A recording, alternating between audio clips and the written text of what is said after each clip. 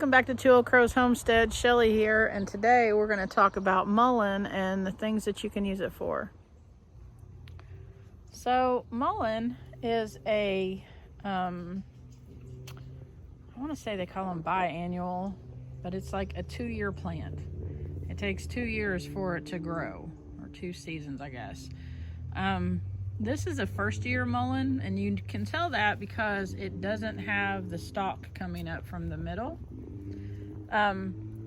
When we first moved on to this property, there was a second-year mullein that was growing right here, and this is it's overgrown, but this is the flower bed that's at the back of our patio. Randy gets really frustrated with me because he wants to go through and weed eat this, and I want to see what's growing to see, you know, like what the plants are and if I can use them or not. And so I won't let him cut it down. Plus, this is a mimosa, which is a nitrogen fixer, and I won't let him cut down those either. So anyway, here we are.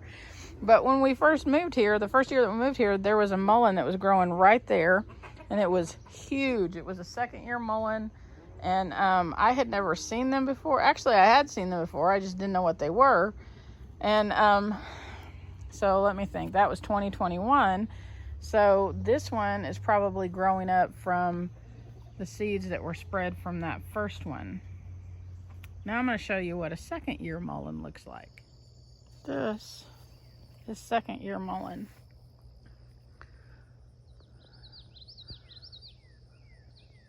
So a lot of times you see these growing along the side of the road. People think they're weeds.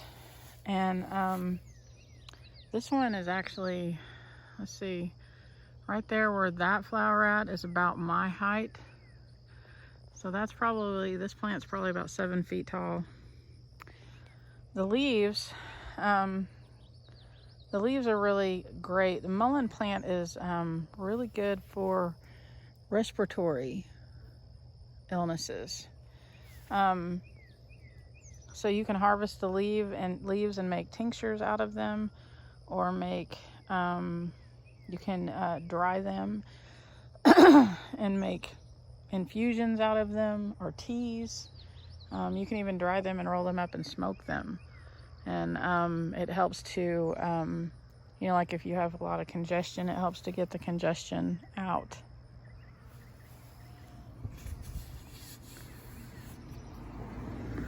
The leaves are actually really soft. They do have little bitty hairs on them. So if you're gonna make a tincture with it or some kind of infusion or something like that, I would suggest that you strain it. I'm actually gonna be harvesting these and making a tincture. And you can harvest those yellow flowers that are on that stalk up there. And well, you can also do it with the leaves as well.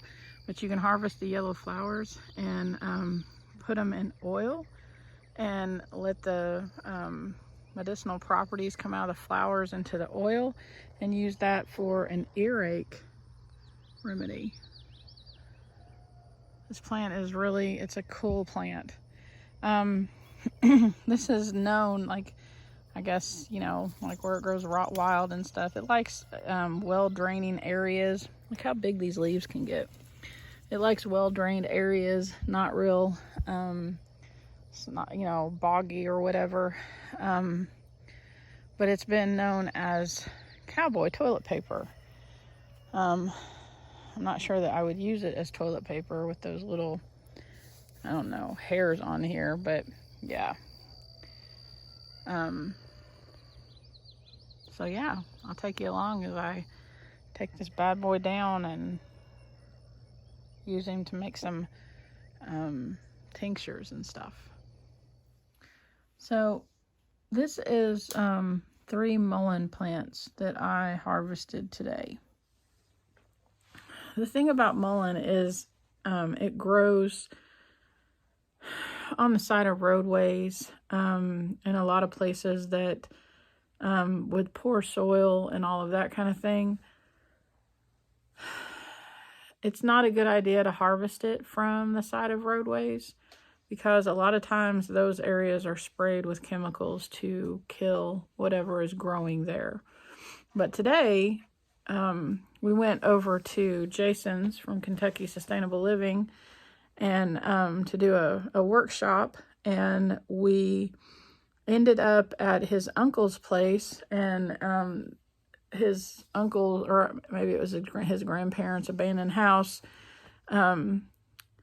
There was it was just an older house. It's been abandoned for a while, and there was a bunch of mullein plants growing up around the house, and Jason told me I could get whatever I wanted, and so I got 3 of them and brought them home. I'm super excited about that. Thank you, Jason. But right now I'm going to pull the leaves off. Some of them I'm going to dry, and some of them I'm going to make into a tincture. So let me go through pulling all the leaves off and figuring out which ones I want to dry and which ones I don't, and then I'll be back. All right, so I have pulled all the leaves that are in good shape off of the stalk. Some of them look like this one right here. Those got tossed.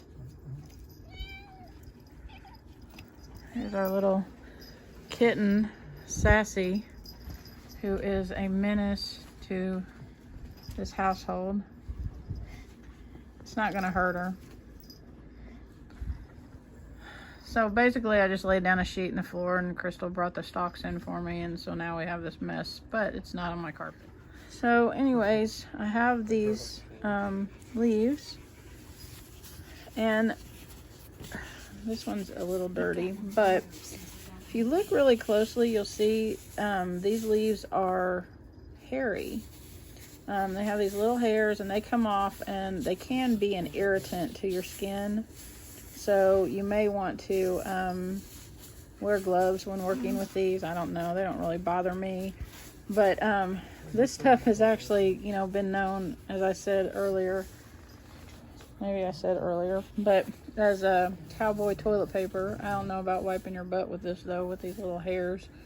But I'm going to pick out some leaves that look really good and clean, and I'm going to chop them up and put them in this jar. Once I have that done, I'll be right back.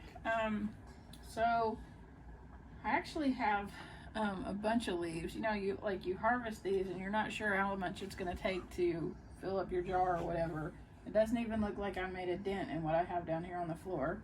So I went ahead and filled up 2 jars, and I'm going to put the rest of those together, tie them off, and hang them up to dry. It's probably going to take about, I don't know, a week to 10 days for those to dry. And I have another herbal remedy that I'm gonna make with those, and I'll make a video for that, so you'll be able to see that. But so those are my 2 tincture jars, quart jars. I'm using 100 proof vodka. Because if you use 100 proof vodka, you don't have to do all that weird math. So 100 proof vodka is 50% water, 50% vodka, which is kind of what we want. So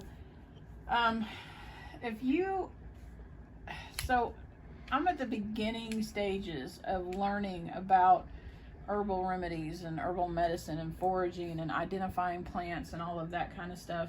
And there was a point that this was really intimidating to me, but the more that I learn about it, the more intrigued I am by it.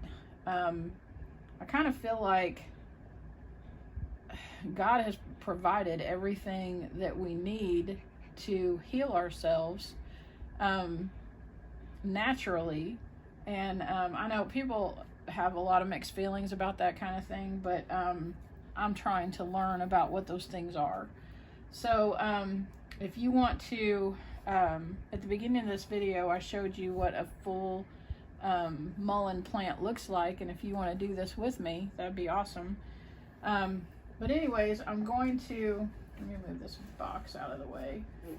I'm going to pour vodka in here, and I'm going to fill it all the way up to the rim. And one of the things that I wanted to point out was you don't have to buy expensive alcohol. You can buy the cheap stuff.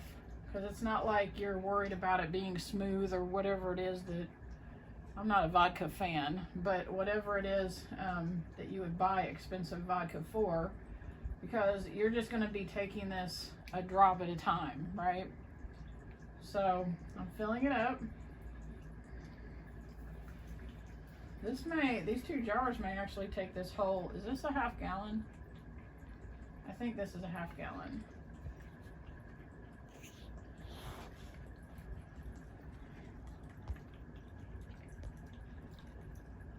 So I'm going to fill it all the way to the top. And then I'm going to put a lid on it. And I'm going to put a label on it.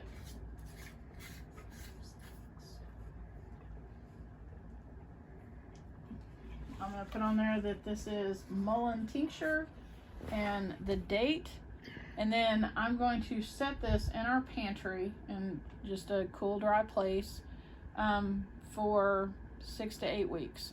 Now, the thing about tinctures and using alcohol for them, if I put this in there and forget about it, it's okay. It's still good. Even if I forget about it for a year, it's still good. When this is done, processing or whatever you want to call that, I will take cheesecloth and strain the mullein out, and then I'll have what's left is the tincture. And because I don't want, you know, all those little fine hairs that I told you about, I don't want that in my tincture. So with mullein, you can't really use like a strainer. You want some kind of cloth in there. You are killing me, cat. You want some kind of cloth in there that is going to get those fine hairs out so they're not in your tincture. So yeah, that's how you do the actual tincture. Okay, so I have 4 bundles of leaves. I tied them up with hemp at the top, and I'm going to find a place to hang these. I think I'm going to hang them in the dining room. I've got some space up at the top near the ceiling above the windows, and I think I'm going to put some just like eye hooks or whatever up there and hang them up and let them dry that way. They usually take anywhere between a week to 10 days for them to dry out. And then once they're dry, I'm going to crumble them up and put them in just a jar for storage. These are the seed heads. So these flowers, let me see if there's one that's blooming. I actually picked these, and some of the flowers were blooming up here at the top. These yellow things, they get really pretty little flowers on them. And then the seeds are down in there as well. But I picked these early. These hadn't all opened up. So they're probably not mature enough. But I may dry these too and hold on to these. I've got 3 of those because I had 3 plants. I have the one that I showed you earlier in the video that's growing. I'm gonna wait for that one for the flowers to open up and harvest the flowers, and then I'm also, that'll let me get the seeds out of them. The seeds in this, they're inside of these. The seeds are little bitty tiny black seeds. They almost look like poppy seed. But yeah, one of these has probably, God, thousands probably. Because when you start shaking it out, they'll just, if you have, you know, like a piece of paper or something, you're shaking it out, they'll just start falling out, and there's tons of them. So, through doing all of this, I just wanted to share with you a book that was recommended to me. I want to say Jack Spirko at a Self-Reliance Festival was talking about this. I think that's who I heard about this book from. It's called The Herbal Medicine Maker's Handbook, a home manual, and it's by James Green. I really like this book because from the get-go, from the beginning of the book, like just 3 pages into it, you're already making a tincture. It talks about how to make a dandelion tincture. It's very classroom kind of thing, and I like that. But I wanted to share with you what it says about mullein. So mullein is one of those plants that is great for any kind of upper respiratory thing that you have going on. It's an expectorant. So what that means is it actually induces fluid, like it induces fluid production, which causes you, like when you're all congested and everything feels like you can't get it up or whatever, that's what it helps to get that phlegm out. It's also a diuretic. It's an antispasmodic. It's an astringent, an anti-inflammatory. It's just an all-around good plant. You can make an earache, like infusion with avocado oil, which is what I'm gonna make when I dry these. You can, some people make it out of the flowers. You can use the flowers to do that, but I found a recipe that I want to try that's part dried garlic and part dried mullein leaves, and then you can use it as an earache remedy. So that's what, once I get these dried, that's what I'm going to do next, and I'll make a video for that too. But I just wanted to share with you what I'm doing with mullein. If you have these plants around you, and again, don't harvest them from the roadside. You'll see them all over the place on the roadside, because they'll get to be like, gosh, they can get up to like 10 feet tall. And you'll see these big tall stalks on the top of them, and sometimes these stalks can get up to like 3 or 4 feet higher than the plant. And they'll have all of these yellow flowers and everything. You'll be going down the interstate and start seeing them. You'll be like, oh, that's what she was talking about. That's mullein. The problem with that, with harvesting off of the side of the roadway, is that a lot of times those areas are sprayed. Kentucky has a lot of beautiful parkways throughout our state that, they're not major interstates, but they connect the major interstates. And there's usually, like rock wall facings and lots of wooded area and all that kind of stuff. Cat, you're about to make me crazy. I know. But as you're driving down through there, you'll see, like if you look down the road, you'll see, I don't know, about 10 feet of, it just looks, the tree line looks brown and like burnt up, and you can tell that they've been down through there spraying. And even though the grass may look green and everything, you'll see plants like this, they've probably been sprayed with some kind of chemical. So I would advise against harvesting these from roadways. That's why I was super excited today when I saw this at Jason's uncle's place, because nobody had been around that house or anything. It sits way back off the road. It's not been sprayed or anything like that. And I was like, oh my gosh. So he told me I could take whatever I wanted. But yeah, if you're making this, comment down below if you actually used mullein. Comment about, what you think about it as far as being a medicinal herb.